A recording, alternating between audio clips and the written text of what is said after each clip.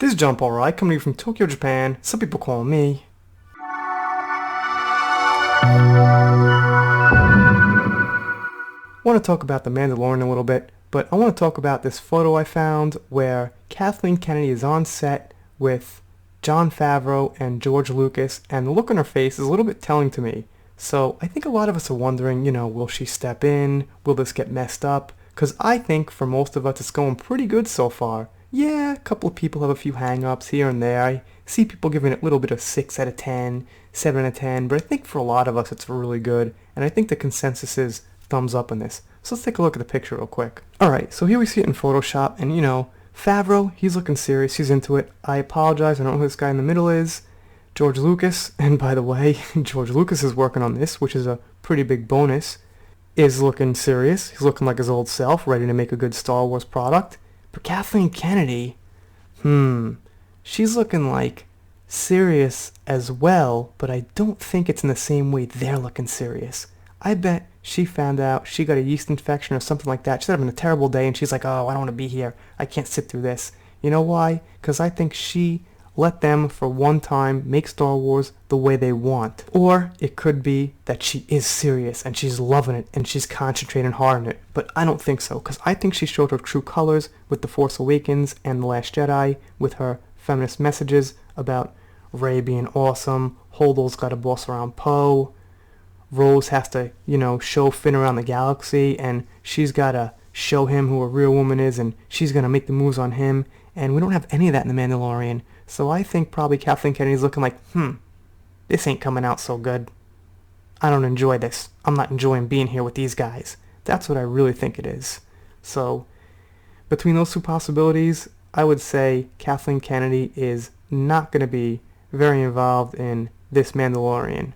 Alright, so now I want to talk for a minute about how this show is received by the fan base, and also about what I said, whether Kathleen Kennedy can hurt the Mandalorian, or will she hurt the Mandalorian by being there. And I think the answer to that is no. I really think by the look on her face, she's probably just not enjoying what's going on, and she's probably going to let them take it and see how it goes, because you could say that her sequel trilogy on the whole is a failure. I know it made them money for the box office, but aside from that, it didn't really do much, and it certainly didn't sit well with a lot of the fans. And of course we know the toy market got absolutely destroyed, and which is pretty important to them. So there's a couple of types of fans. The first type of fan is the fan, I have good friends and friends on the net who say they don't want to support this show or even see it because it's Disney. And part of me understands that. I really do, and a big part of me understands that. But there's also part of me who, wants to see good content, because I came to the conclusion that I love Star Wars more than I hate what these people are doing to it and how they're treating the fans.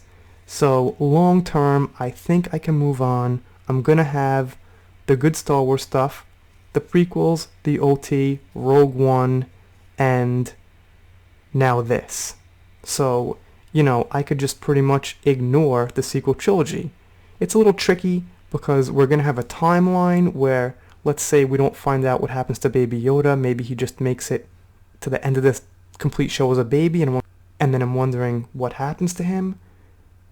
But if, Hermit Luke's alive at that time, I'm like, well, did they meet? But I wouldn't want him to meet Hermit Luke, that kind of thing.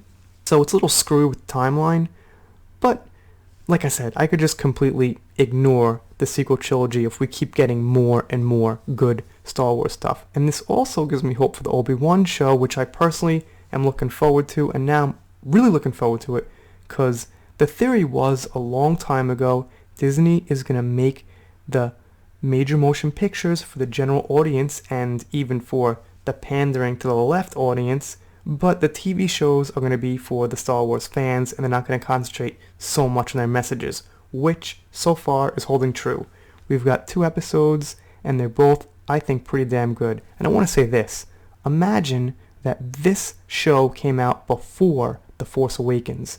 Now there's some people, other fans, who are giving this, I think, a little hard of a rating. They're being a little too hard on it. A lot of 6s out of 10s, a lot of it's pretty decent kind of thing. And if this thing came out before The Force Awakens or before The Last Jedi, I think those same people would be like, yeah man, this thing's great. alright, Last Jedi is going to be great, look at this thing, or wow, I can't believe Disney made this, it will blow them away. But since it's after The Last Jedi and all that's happened with all these people in Lucasfilms and everything, I think people are being harsh on it, but I understand why. And I've got that same frustration when I watch it sometimes, like, this is the same Lucasfilms that made Holdo, Rose, Finn the way he was, Rey, that kind of thing. Yes, it's very frustrating. Anyway, I'm doing shoutouts, special thanks, things like that. Smash the subscribe button if you haven't. If you don't want to smash it, click it, press it. I actually had a guy come around here a little while ago saying I hate when people say smash that subscribe button, so I disliked you, and, I'm never coming back. So if you don't like the word smash, click, press, whatever you gotta do, get subscribed, and I will see you next time.